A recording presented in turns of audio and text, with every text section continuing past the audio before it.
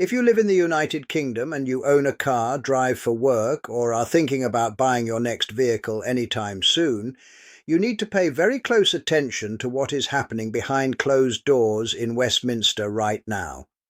The British automotive industry is currently standing on the edge of an absolute precipice, and for the first time in history, the major car manufacturers are openly rebelling against the UK government. For years, politicians have been making grand promises about the green transition, setting aggressive deadlines, and passing strict legislation to ban petrol and diesel cars.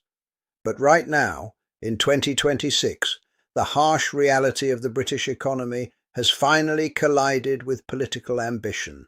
The Zero Emission Vehicle mandate, commonly known as the ZEV mandate, was designed to force car manufacturers to sell a fixed percentage of electric vehicles every single year, ramping up all the way to a total ban on internal combustion engines. But there is just one massive problem that nobody in government wanted to anticipate. British buyers are simply saying no. Car showrooms across England, Scotland, Wales and Northern Ireland are currently sitting on billions of pounds worth of unsold electric cars. Dealership forecourts are packed with brand new EVs that nobody wants to buy, while the demand for clean, reliable, used petrol and diesel cars has soared to record highs. And because the government threatens car makers with a staggering £15,000 fine for every single non-compliant petrol or diesel car they sell over their strict quotas, the industry has reached boiling point. Chief executives from global giants like Ford, Stellantis, Nissan, Toyota and Volkswagen have essentially given the UK government a strict ultimatum.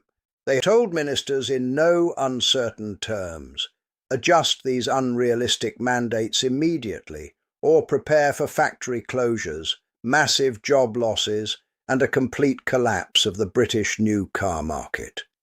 This is not just a corporate dispute between billionaires and politicians. This directly affects your wallet, the value of the car sitting on your driveway today, and how much money you will have to spend to stay on the road over the coming years.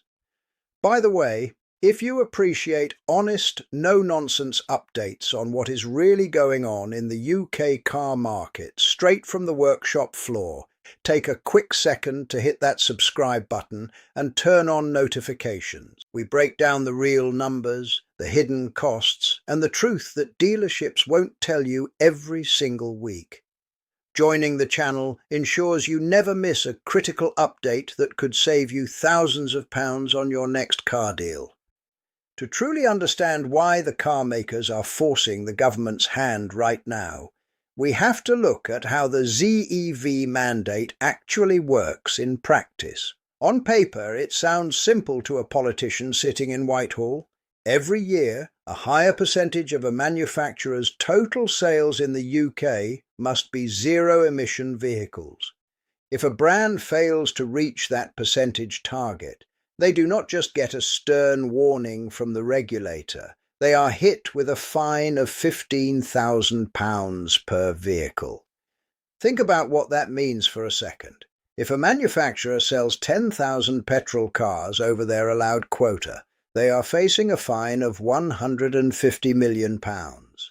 To avoid paying these astronomical fines, car companies have been forced into desperate measures.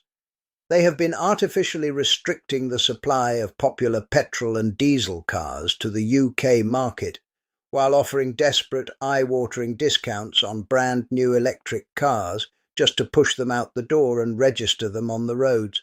Yet despite offering thousands of pounds in manufacturer discounts, low-rate finance deals and free home chargers, consumer demand among everyday British drivers has plateaued. Why? Because the everyday realities of motoring in Britain have not magically changed just because a law was passed. Charging infrastructure across the UK remains patchy, unreliable and wildly expensive, if you rely on public rapid chargers. High electricity tariffs, combined with the loss of the original plug-in car grants, mean that the running cost advantage of an EV has shrunk dramatically.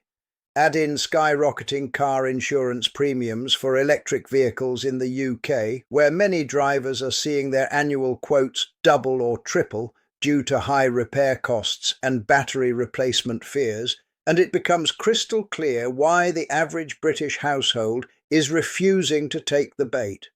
And that brings us to what is perhaps the single biggest economic disaster in the UK motoring landscape today: the used EV market collapse.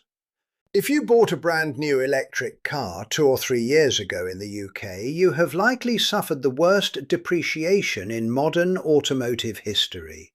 We are seeing popular electric hatchbacks and SUVs losing 50, 60 or even 70% of their original retail value in just 36 months. Vehicles that originally cost £45,000 off the showroom floor are routinely trading on used forecourts for £14,000 or £15,000. This catastrophic drop in residual values is causing panic throughout the entire British financial system. The vast majority of new cars in the UK are not bought with outright cash. They are financed through personal contract purchase or PCP deals and business leases. Finance companies set monthly payments based on what they calculate the car will be worth at the end of the 3-year contract, the residual value. When an EV loses value twice as fast as expected, finance companies take massive losses. To cover those losses, finance companies are now forced to raise monthly PCP payments on new EVs to astronomical levels. So even if a manufacturer slashes the list price of an electric car, the monthly finance cost remains out of reach for average working families. Meanwhile, what is happening on the other side of the garage? The exact opposite. Because car makers have been suppressing the supply of new petrol, diesel and hybrid cars to meet government quotas, there is a severe shortage of good quality 3 to 5-year-old combustion cars on the British used market. Reliable petrol hatchbacks, family diesel estates and sensible Japanese hybrids are holding their value remarkably well. In fact, many clean, well-maintained used petrol cars are selling faster today than they did 2 years ago, as buyers scramble to secure reliable transportation that won't leave them stranded or bankrupt. The car manufacturers know this situation is completely unsustainable. They are caught in a pincer movement. On one side, the government is demanding they sell cars the public isn't buying. On the other side, their financial arms are suffering heavy losses on returned lease vehicles, while their factories are built to produce vehicles that are sitting stagnant in storage compounds across the country. This is why chief executives from major automotive groups have taken unprecedented steps. They have held emergency summits with the Department for Transport and the Treasury. Their message to ministers was sharp and clear. If the government does not introduce flexibility into the rules, allow full hybrid vehicles to count towards green targets, reduce the financial penalties, or push back the enforcement deadlines, the UK car industry will be forced to restructure. In plain English, restructuring means cutting production, scaling back investments in UK manufacturing facilities, and passing the cost of government fines directly onto the consumer. If car makers are fined billions of pounds collectively, they will simply raise the prices of their remaining petrol, diesel and hybrid cars to cover the penalty costs. That means the everyday British driver, the nurse, the tradesman, the office worker, the small business owner, will end up paying a hidden government tax every time they buy a standard family car. So, where does this leave you as a car owner or buyer in the UK right now? What should you actually do with your money in today's chaotic market? First, Do not let panic or media headlines drive your decisions. If you currently own a good, reliable petrol, diesel, or self-charging hybrid car that is running well and paid off, holding on to it is likely your smartest financial move. Proper maintenance, regular servicing, and addressing minor issues before they become major repairs will yield far better financial returns than rushing out to sign a new finance agreement in a volatile market. Second, if you are looking to buy a used car in the near future, pay very close attention to the mechanics and history of the vehicle rather than just the age or badge. The shortage of quality used petrol cars means prices are firm, but there are still fantastic values to be found in well-engineered Japanese and European models that have proven long-term durability. Third, if you are actually considering an electric car because it fits your lifestyle, perhaps you have a driveway, can charge cheap overnight on a dedicated home EV tariff, and do mostly short local journeys, the used EV market offers unbelievable bargains right now.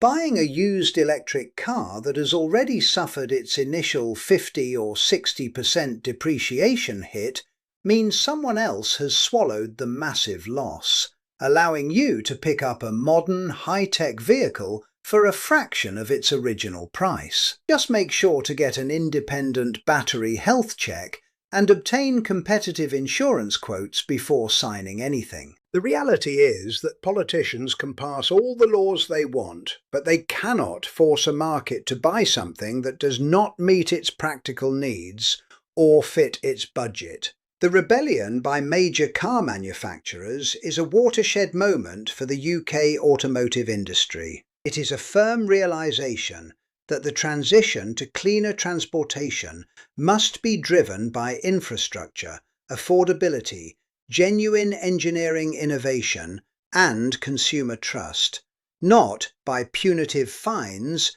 political soundbites, and unrealistic bureaucratic mandates. The government is currently facing a massive dilemma. If they hold the line and refuse to budge, they risk damaging one of the country's biggest economic sectors, driving up costs for voters and putting thousands of automotive jobs at risk. If they back down and relax the rules, they face intense political backlash from environmental groups and must admit that their original timeline was flawed. Either way, changes are coming to the UK car market, and they are coming fast. Whether it comes in the form of revised tax structures, adjusted emission targets, or new incentives for buyers, the landscape over the next 12 months is going to look very different. I want to hear what you think about this whole situation.